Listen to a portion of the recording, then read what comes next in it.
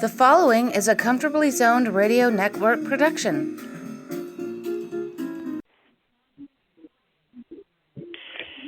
Thank you, Tally Olson. We are back. The Mets in the zone.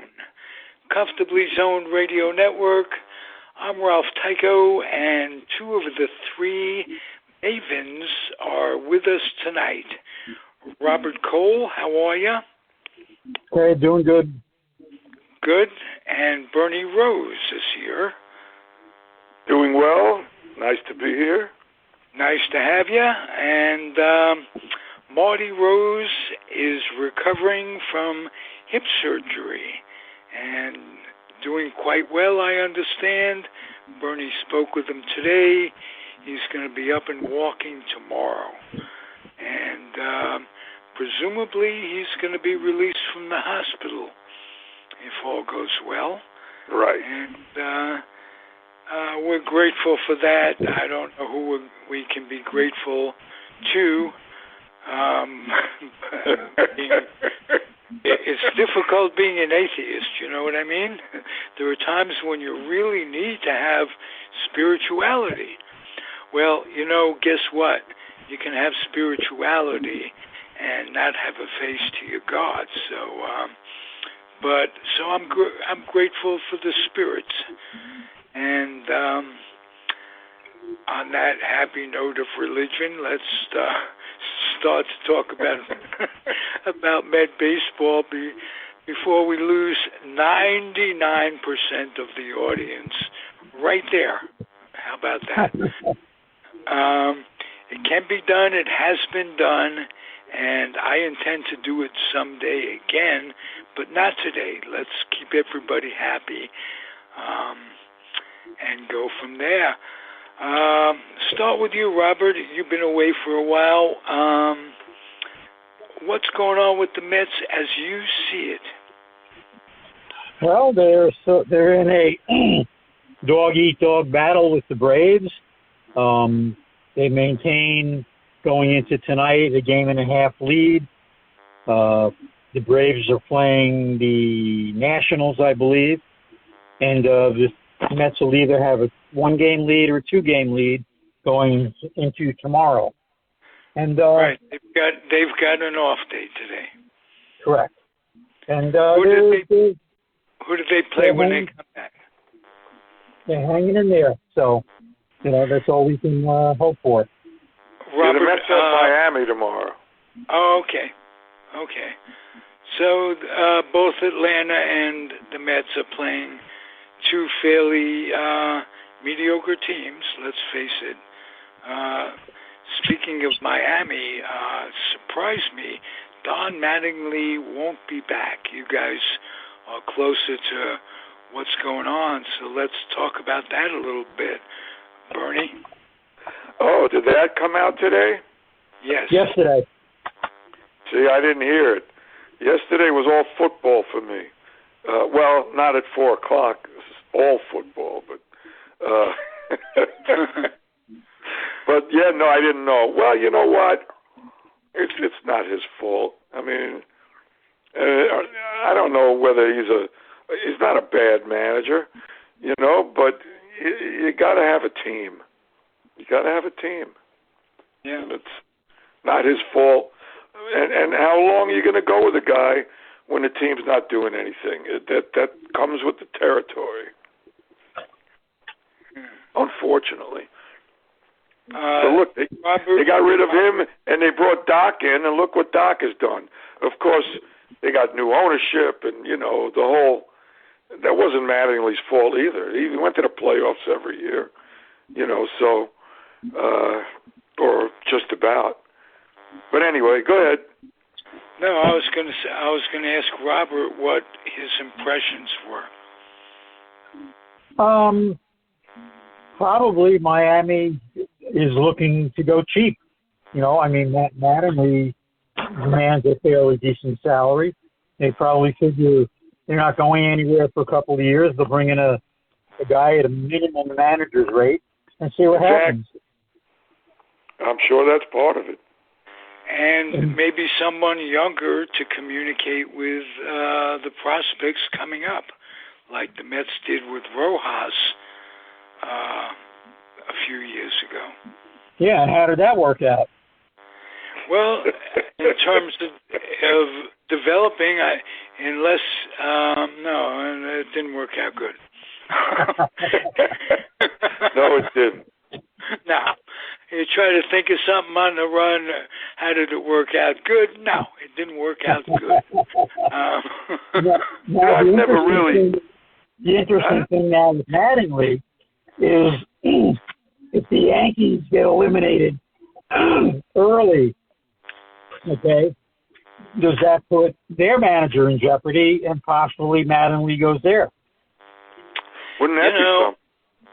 That would be something because a guy wins 3 in a row with 100 wins. That's incredible. Any manager ever had his first 3 years winning 100 games? No,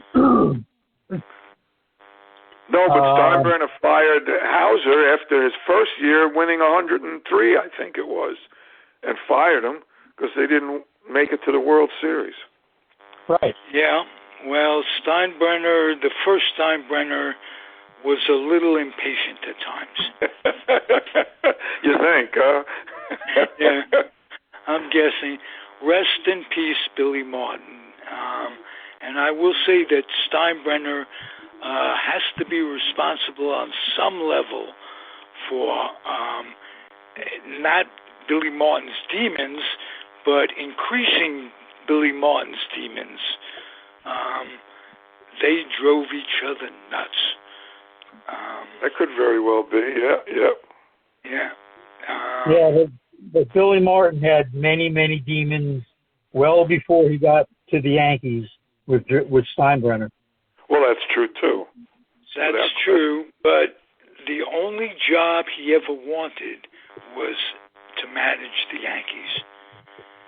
And you got to kill a lot of dreams when you fire a guy 5 frickin' times. I mean,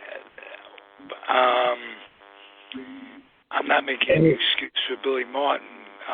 He was a very, very complicated human being. No question about that. But so was Steinbrenner in a lot of ways. Oh, no doubt. Steinbrenner was Trump before Trump in terms of how he handled things. And of course, Trump was 80 times worse, as we've come to know. But that's for another podcast. Yeah. Don't get me started. Please. on that. And you know what? It's an embarrassment. I know I've been a lifelong Democrat. I'm an independent now. It's an embarrassment for Republicans who used to be very close to being Democrats. When we grew up, there wasn't much of a difference between an Adlai Stevenson, Dwight Eisenhower. I mean, I guess the first radical to come along came from Arizona. Barry Goldwater. Yes. But until then, we were a country that we had the same ideology, and we loved the fact that democracy was flourishing. If not flourishing, doing the best it can. Well, and in fact, after World War II, okay, General Eisenhower was asked by both parties to be their candidate. Nobody knew whether he was a Republican or a Democrat, and both parties asked him to be their candidate. Whoa, I did not know that. Yes. Oh, that's very, very interesting. So that goes right to your point, Ralph, of how close the two parties were. Yeah, Yeah, but that's all around the time when we first came into the world, a little bit around that time, and that's how things were then. But if you go back before then, there were major differences. I mean, it's hard to pinpoint where it would be like this, except, leading up to the Civil War, obviously. But there was always major differences. But it seemed like in the 50s, there was with Hoover and Franklin Delano Roosevelt. We were going down tubes. Great Depression. And, so you're absolutely correct. But in our times, this is the first time we've been really radicalized. Liz Cheney said today on CNN that if Trump runs, she's no longer going to be a Republican. This is Dick Cheney's daughter. I mean, unbelievable. And she was incredibly conservative. Yes, yes, she was. But the problem is that what does that mean right now? They've basically kicked her out of the party. Is she a Republican now? They've kicked her out, haven't they? I mean, basically. Yeah. Oh, no question about it. But she could run again. She could run for president with that kind of attitude. Good luck with that. I mean, but anything to take away votes from the Republican side of the aisle would be fine with me. Because, if you go back, I don't know how long we want to stay on this, but in our lifetime, every time there's been a third-party candidate, it drastically affected the outcome of the election. Drastically. Yeah. I mean, if Wallace didn't run, then Humphrey wins the election. Am I right? Am I wrong? Yeah. Yes, you are. If Anderson didn't run, does Reagan beat Carter? I don't think so. Oh, yeah. And Ralph Nader? That was, he cut into a lot of votes there. That election was not like Reagan's second election when he murdered, and when he cleaned up. The first election was close, and Anderson had a lot to do with that. And there's others. Look what happened with Clinton, and Perot. Does he win? These third-party candidates have made major changes happen that maybe wouldn't have happened. Yeah, not that I'm upset that Clinton won, but that's another story. But had Perot won or had someone else won, it wouldn't have changed the ideology. The basic ideology of the country is to let people come in from other countries. That's how we were built. And absolutely. And what's killing us is the hatred that against brown people coming in. It's just the same as it was with the Jews, with the Irish people. And to repeat all that and not to have learned from a history book sickens me. It really does. Sad. Mm-hmm.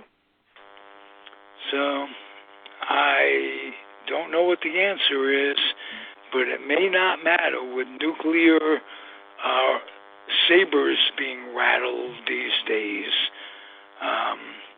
It's some scary shit. Yeah.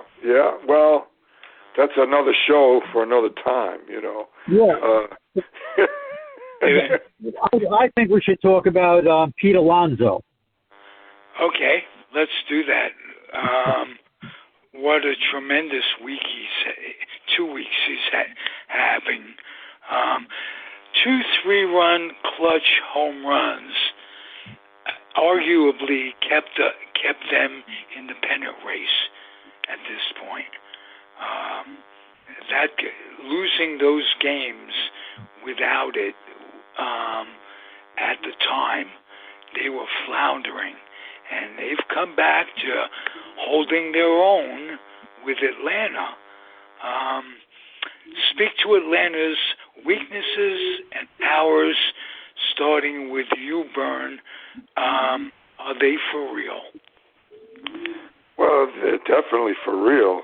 They seem to have the comeback in them just the way the Mets have. I mean, I don't know if they're as good as last year, but they are perhaps better in the starting pitching department, except I heard that Strider got hurt. Did Strider get hurt? Yes, he's on the IL. Is it anything that's going to keep him out for any length of time? He's got to be out for at least 15 days. Well, all right. That's interesting. Yes. Because for me, he's been the big difference. I don't know about this guy Wright. He's been good. He's got 20 wins, but I think he can be hit. I think Strider and Fried they're 1 and 2. So if he's hurt, that makes a big difference. They're tough. The Braves are tough. I think, part of their lineup is not as good. But then as last year, perhaps, I don't know. But that's going to be tough. The Mets, the Braves, that's going to be a great series next weekend. Yes. Yep. Yes. I'm looking at the Mets. Lindor, what about him, too? The first Puerto Rican shortstop to have 100 RBIs. And they got 2 guys that have 100 RBIs. Yes. Yeah. Haven't had that in a long time.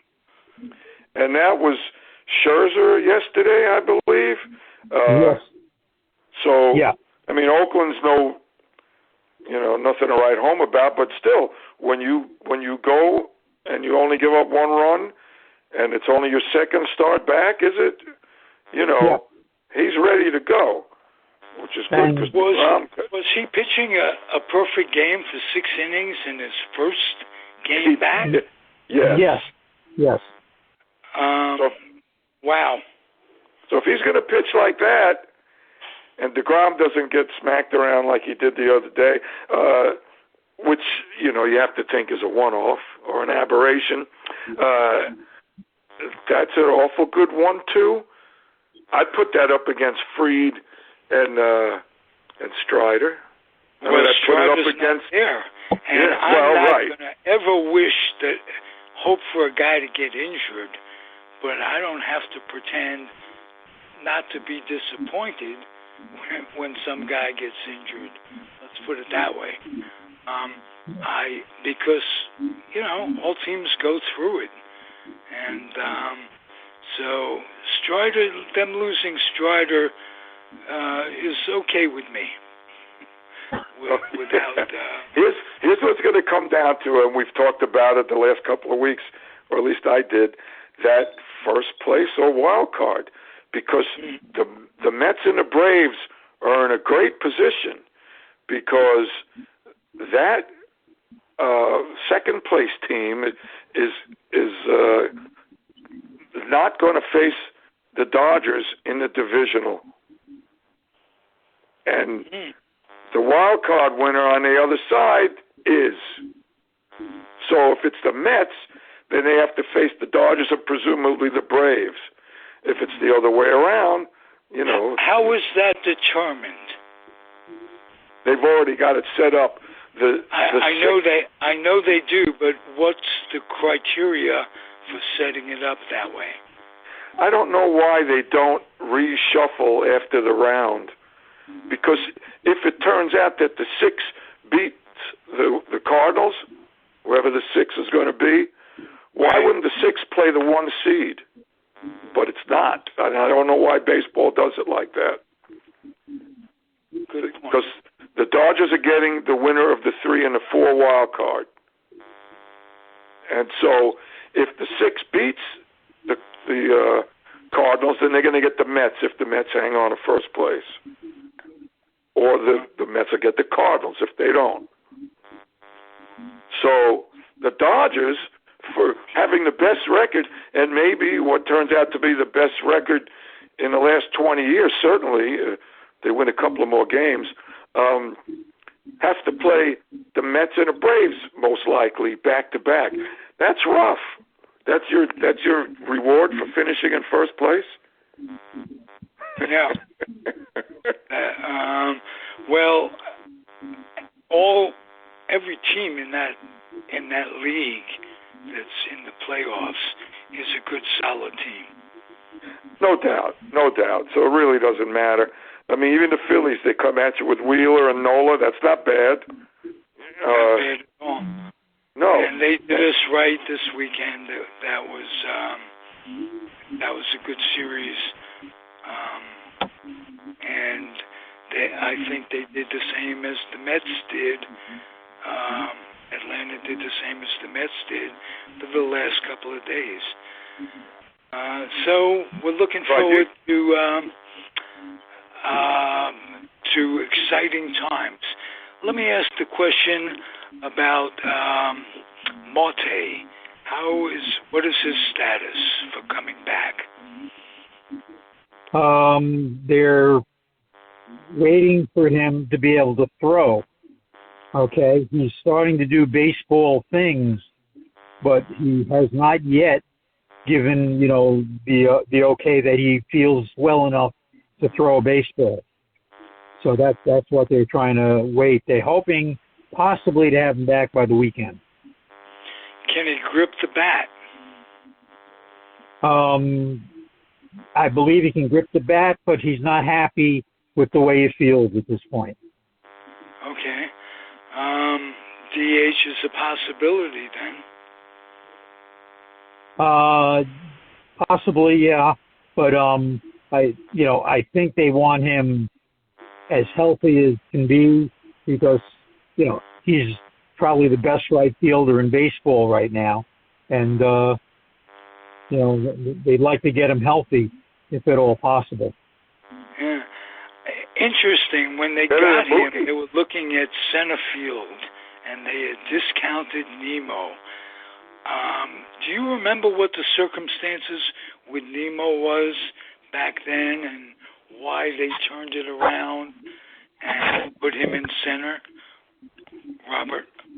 Well, a couple of reasons. That they felt that they owed it to him to give him the opportunity, number one.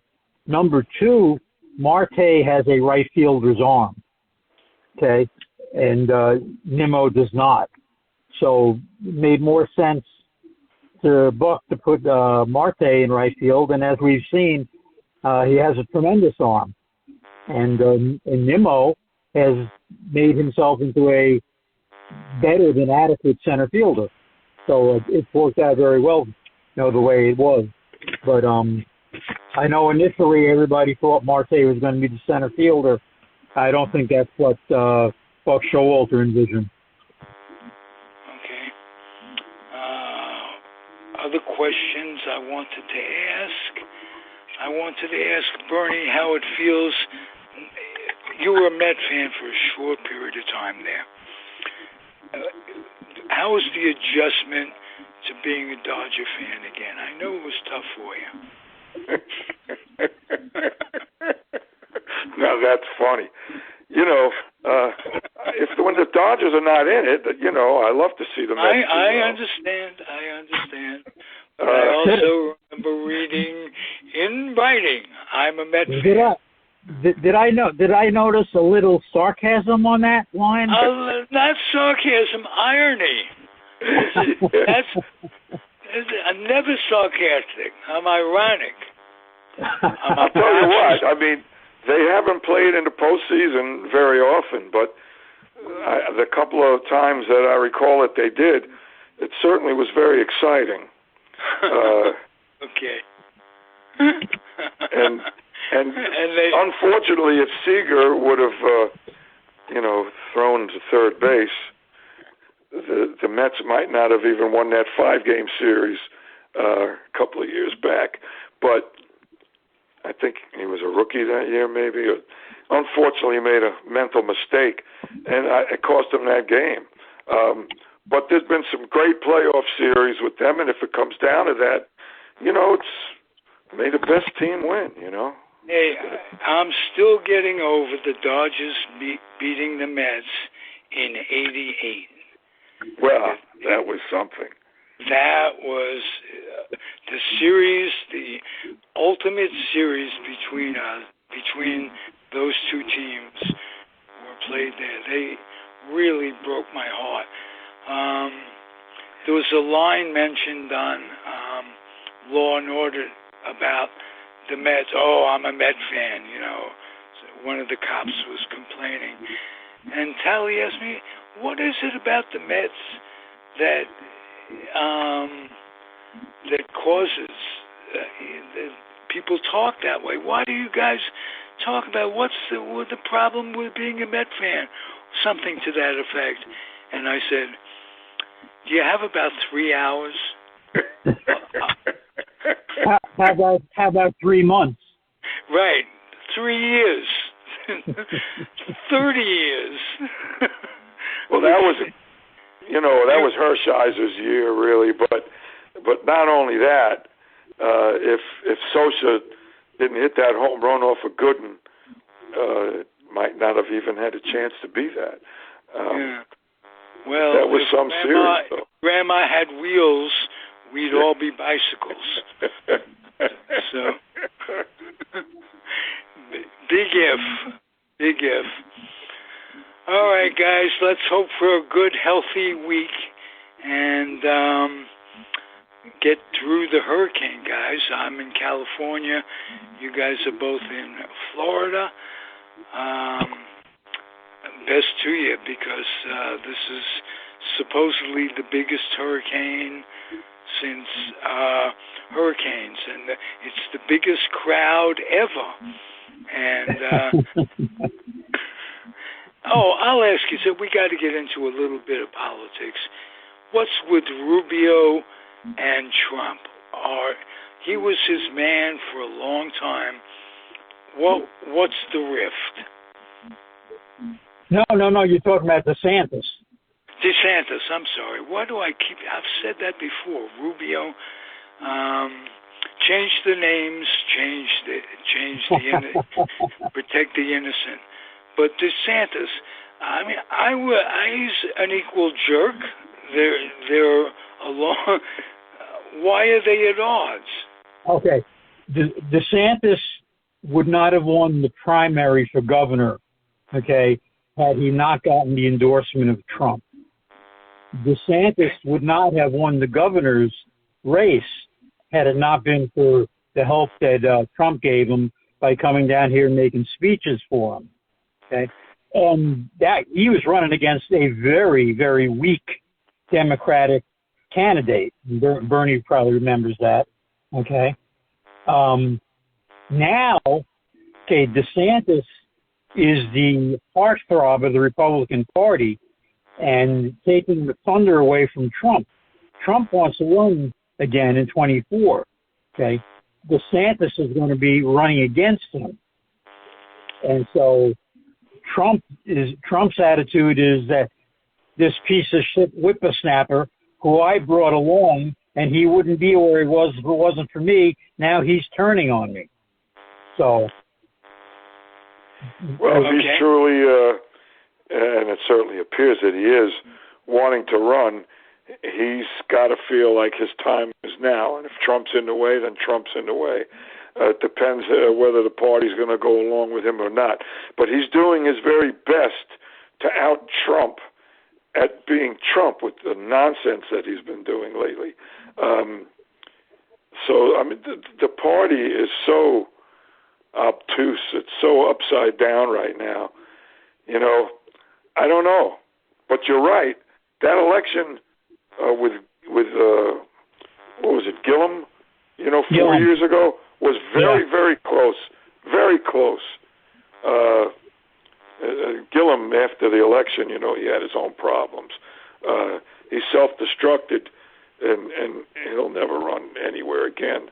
But it was extremely close. I was actually at. I was at a Democratic meeting that he spoke at. He was a polished guy. I was shocked to see what happened to him. But it just shows you there's a thin line sometimes out there. And he should not have won the primary either. A lot of out-of-state, far-left liberal money came in, at the last minute that pushed him over the line. Right. There were a couple of other candidates that were much better. I'm a lifelong registered Republican, and I was going to vote, for Gillum, for somebody other than Gillum, if that person won. There was no way I could vote for Gillum. Right, all right. Okay, and there's no way I could vote for Trump, and there's no way I can vote for DeSantis. So I guess I'm not a Republican anymore. Well, you're an independent. Well, the Republican Party is not the Republican Party that you remember. Yeah, yes, I am, Ralph. I am an independent. Yes, and as a lot of people like myself from the other side are disenchanted with the Democrats. I mean, I definitely wanted, not only did I want Bernie, I felt disenfranchised when the Democratic Party kept us from getting Bernie in the first place. Well, absolutely, and that Wasserman Schultz had a lot to do with that, and that was underhanded, and I was all for Bernie, absolutely. And you both realize that Trump would still be the president if Bernie got the nomination, right? I really don't believe that. No, I don't believe that Bernie didn't have the skills to debate him. I don't think on stage, I think he would have killed Trump in the debates. It wouldn't have mattered. People that voted, for Democratic this time, would have voted for Trump. Yeah, absolutely. They were scared of the word socialism. Yes. And I understand that, but I understand their fear was misguided, because when the next time we needed socialism to provide a COVID vaccine, which was ironically distributed by Trump, the next time, people didn't realize that was socialism. The library is socialism. Well, all those people that are all hung up about that, it's just be the same, idiot 30% that backs Trump. The fact is, in my mind, a lot of people that would not vote for Hillary would have voted for Bernie.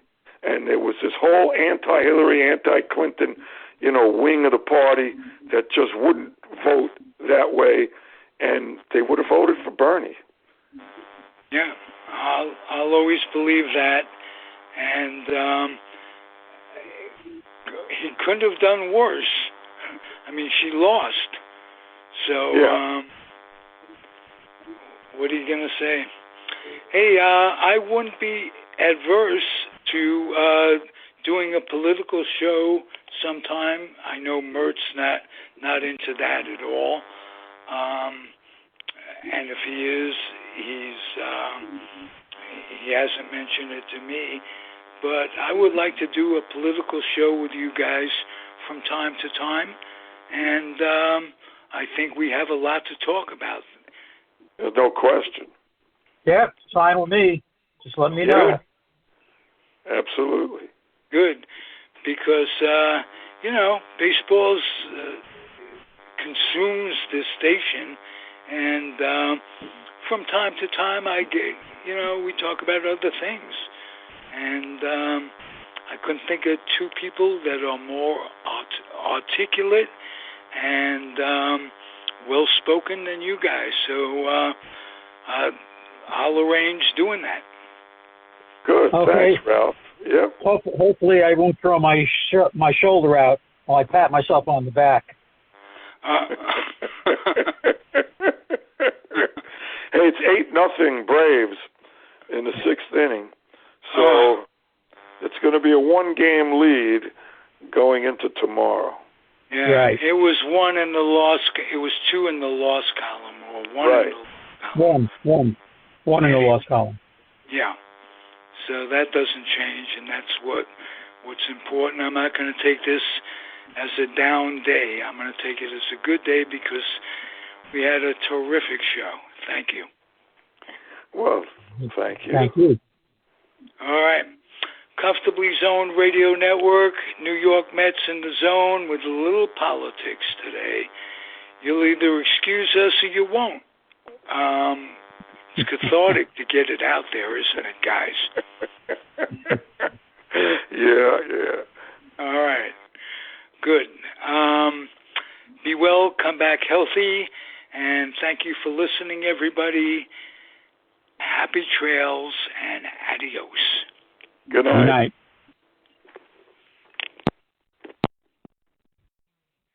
The proceeding has been a Comfortably Zoned network production. You are advised to keep your dreams wet, your humor dry, your children and grandchildren out of military recruiting offices and off the laps of clerics who wear dresses. Thank you for listening, everyone. Happy trails.